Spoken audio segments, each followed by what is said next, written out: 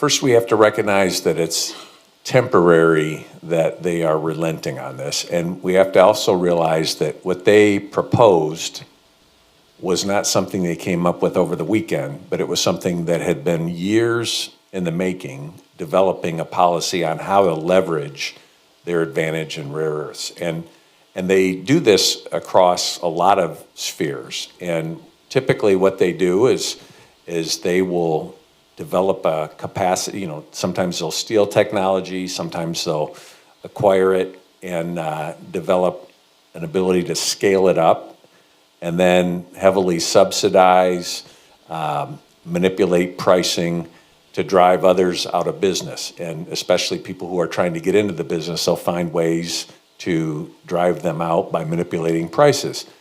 And that's something that they are willing to not only develop this dominance, but they're willing to leverage it, as they showed, but even further, they will weaponize it. And you can, probably the best public example of this right now is, the first country they did this to was Japan, in my recollection, and could have been a decade ago. And it was involving fishing, and China decided to push back and started leveraging this critical minerals, rare earth.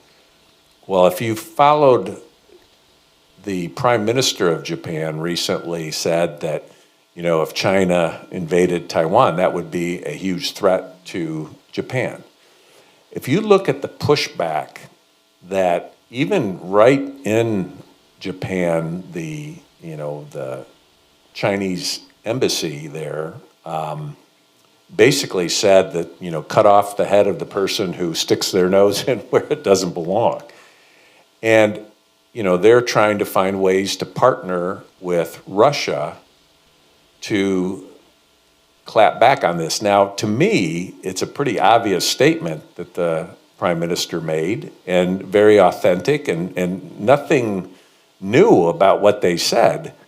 But when you see the severity of this wolf warrior diplomacy and the willingness to just go right after in a violent way, it shows you the willingness to leverage things. And you have to remember that the first country they tried to leverage these rare earths was against Japan, and now they're doing it for the world. They've given us a 1-year reprieve, but I anticipate them running that play over and over again as long as it serves their interests.